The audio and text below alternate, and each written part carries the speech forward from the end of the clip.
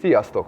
Üdvözlünk benneteket a Buzon rendszereket bemutató videósorozatunkban. A Buzon két rendszerét forgalmazzuk Magyarországon, a PB és az UBRS rendszert. Ebben a videóban a PB rendszerről fogunk részletesebben beszélni. A PB rendszer egy állítható, szintezhető talprendszer, ami nyitott fugás, tehát a fugák között szépen le tud folyni a víz, és ennél a rendszernél a burkolatot egyenesen a talpakra helyezzük rá.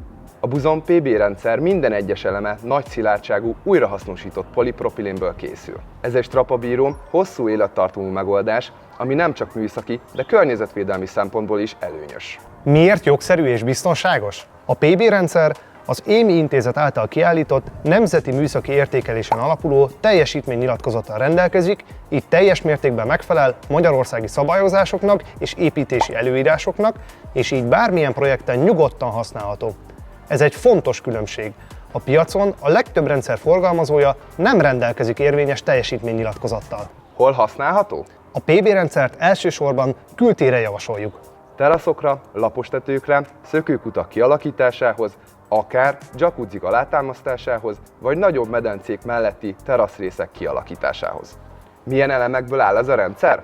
U-pad alágumi, UPH5 szintezőtárcsa, PB állítható magasságú talpak, PB tabs fuga 2-től 10 mm-es fugatávig, UE20 gumiörlemény a talp tetejére, U-vol fali csatlakozó, Edge vastagabb fali csatlakozó a kisebb lapok alátámasztására.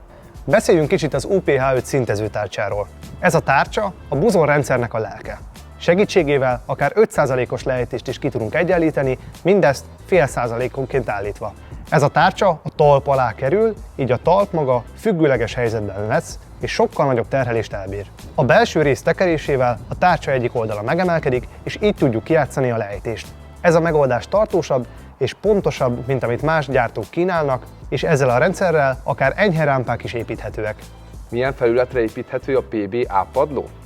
Betonra, hőszigetelésre, de fontos, hogy lépésállónak kell lennie, vízszigetelésre, akár valamilyen teherelosztó lemezre, például dörkellemezre, vagy döngölt földre, de ebben az esetben mindenképpen érdemes betonlapokat helyezni el az ápadló alá.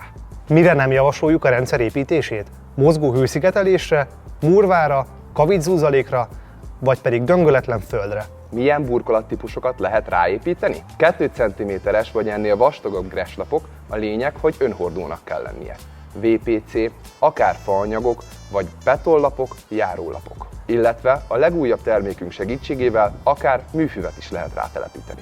Ahogy láthatjátok, a PB rendszer a Buzon egyik legsokoldalúbb, legkedveltebb termékcsaládja. Ha a Buzon PB rendszer mellett döntesz, meg fogod érteni, hogy miért mondjuk, hogy ez egy magasabb szint a teraszok építésében. Ez a New Level. Mi ebben hiszünk. A következő videóban az UBRS alumínium sínes rendszerről fogunk beszélni. Ezzel a rendszerrel új dimenziót lehet nyitni a teraszok építésében. Ez volt a Buzon PB rendszere, és mi vagyunk a New Level Kft.